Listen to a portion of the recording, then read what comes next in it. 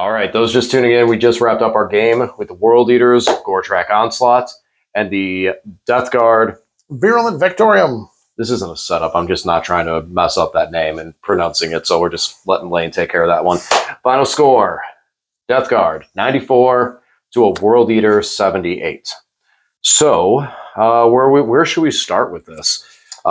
Death Guard, you lost Mortarion and your Poxwalkers. It cost you quite a lot to kill Mortarion. It did. It did. It's definitely a very interesting series of events that happened there, where you brought out 2 squads of Berserkers. I rapid ingressed my Death Shroud and then fought on death with Mortarion, and it all worked out pretty well for me. Mortarion died, but you lost all 20 Berserkers. The only thing left from all that Overwatch, with the Overwatch, the Terminators, and his and that was the last of it. I was like, oh well, I think I'm out of Berserkers now. Yeah. Losing one, I lost the one squad on each flank going into those. I was like, okay, cool. He's not going to bring Terminators down over there. He's not going to put them in the corner, and well, you did. You put them in the corner. But then again, you had a lot of. I was kind of hoping that I was starting to remove some of the cheap assets and resources, so that it would make it difficult on you to just score points with the big Terminator bricks. But thanks to having 1 Tallyman was good, 2 Tallyman was really good. In this, you didn't have any ability to like uppy downy and just snipe them out or anything. Not that it'd be totally worth it, but the fact that I got 4 CP for them throughout the game meant I had CP to pitch secondaries when I needed to. So when I pulled a couple of action secondaries and I didn't want to do both of those, then I was able to pitch one and get more agreeable secondary. So having the extra CP and the CP from the Demon Prince definitely worked out. Yeah, it seemed like you had a lot more synergy out of that, especially with the Terminators.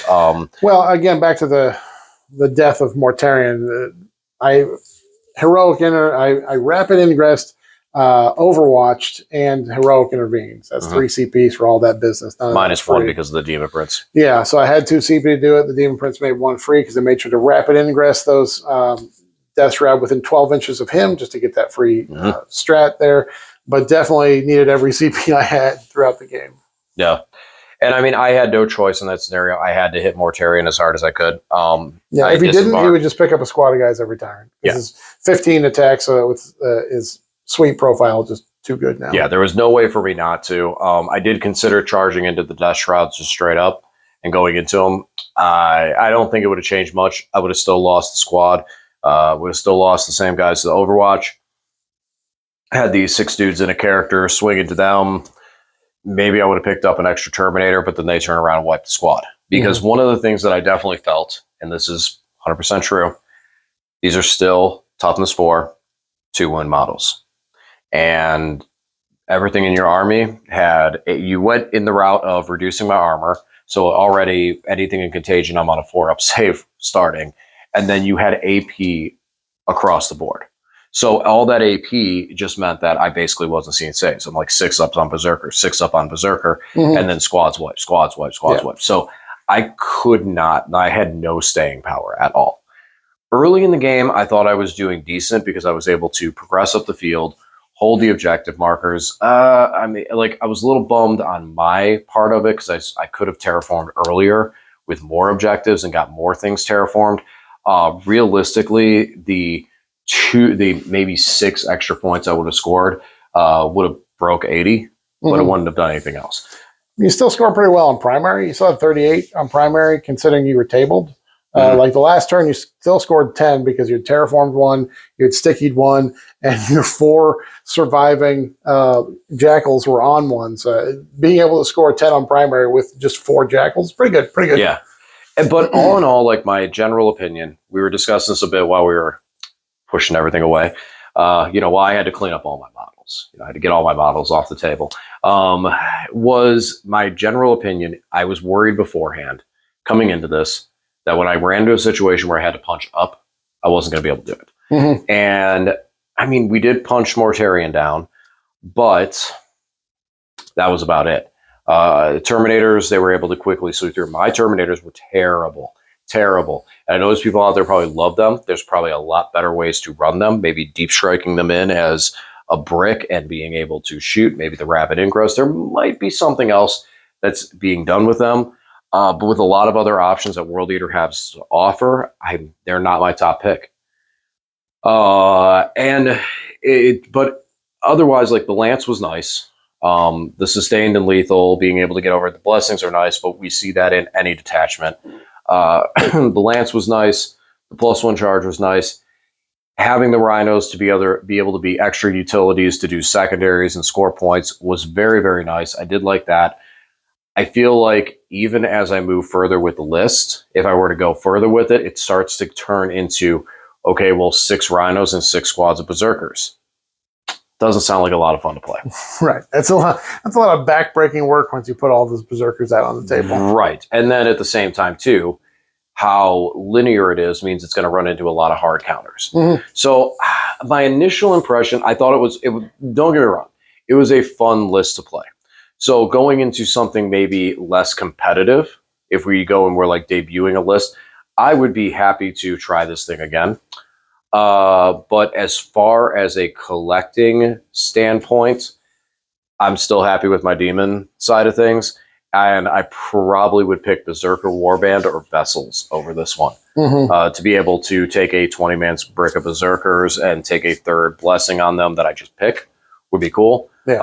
And then Berserker Warband, instead of getting the Lance, I'll take +2 strength. Not a lot. Like, the strats were cool for what they're able to do, but it's like they all are during the early going of the game, where it's like, oh man, I want 3 CP at the beginning of the game. If this detachment let you start with like, this might be something interesting to see in an army in the future. You start with like 5 or 6 CP, and then you gain no CP for the rest of the game. I think that's the way it used to be, DJ. Everyone used to start off with like 12 CP an initiative 2 ago. Yeah, but then you were like, there was a CP farm for like Imperial Guard. Well, that's exactly what they're trying to prevent. But this would be like super mega wombo combo. I use 6 CP in 1 turn to table my opponent. Yeah, sorry, you can't have it. Sorry about that. Right. And and you're right. There is a definite state of the game that can't happen. But that's kind of where I feel with this detachment is like, you want the Demon Prince to reduce the strat. But the Demon Prince does nothing else in the army at all. At all. And so then once you've disembarked, once you start moving, yes, you can keep the Rhinos up. And I think in some practice, there is a lot of cool plays that can be done with that. That was also something I didn't do, moving the Rhino up there. I think it's really cool to be able to get the Rhino nearby, pick a unit up, and put them back inside. Mm-hmm. Very, very cool, very technical strat, and that probably has more play than I really gave myself the opportunity to do. But still, in the end of it all, it's just they're 2 wound Marines. They're 2 wound Marines, and they just get scattered to the wind by a lot of stuff. And there's no rerolls really that we're accessing. There's no defensive strats. So it's get out of a vehicle, destroy something, and then figure out how to get back into it. With CP, everything, it's just a lot of mechanics that... Yeah. If you don't destroy what you're in there, you're stuck in engagement range, you can't re-embark, right? So you're stuck out. If you're wholly within 6, you can. You can embark. Even if you're in engagement range? Oh. Yeah. That's silly. You can pull yourself out of engagement and put yourself into the vehicle as you're wholly within 6. Okay. So it does benefit you to charge with the Rhino and do stuff like that. Yeah. Which, like I said, there's a lot of cool tech with it, but with the way the CP management's going to be for the army, where it's like, haha, I need all this at the beginning and then nothing late into the game. You should just take 2 Tally Man. That's what I did. It worked out so well for my CP.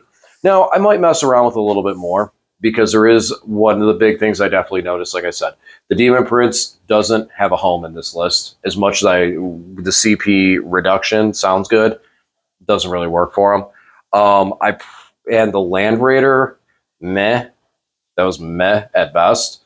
It never hit. Yeah, for its definitely point when value. I started just tagging when in combat, so then he's hitting on 5s. Even if you get 8 shots, it's kind of hard to get any consistency when you're hitting on 5s. Mm-hmm. And I mean, that's where I like to see, there might be some other play in there, drop those out, twist it, go into a different direction with it. But then when you start looking into other stuff, it's like, oh, okay, I'll take some 8-pound. Oh, I'll take, this unit. And then it's like, but you're not getting any buffs because you're not getting out of a vehicle, you're not getting out of a transport. Mm-hmm. And then you start looking at other detachments and go, well, this detachment gives them buffs and they don't need to be in a transport. And now we're on Berserker Warglaive, which I'm fine with doing that and playing that, or Vessels are one of those. But as far as it's considered with Goretrack, it really feels like take maximum Rhinos, maximum Berserkers, maximum Masters of Execution, call it a day. Mm-hmm. And that's not a direction I really want to go into. Yeah. So now for you, how are you feeling about this one? I thought it was fun. I definitely did.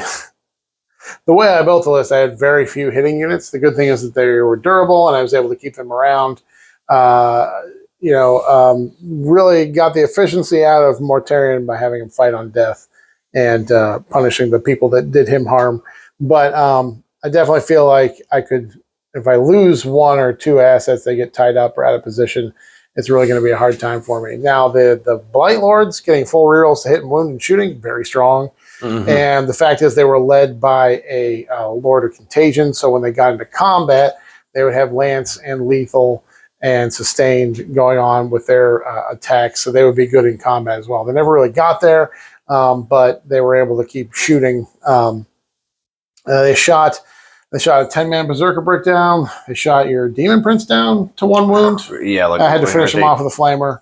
And then they shot, took the last 7 wounds off the Land Raider, even though Land Raider was in engagement range, hit on 4s, but still rerolls to hit, rerolls to wound. With lethal. Yeah. I took those 7 wounds without even firing the auto cannons because the Blight Launchers did it. So it's pretty efficient shooting. Especially when your army kind of lacks the long range shooting. Mm-hmm. This is a unit that goes, here I am, shooting. Yeah.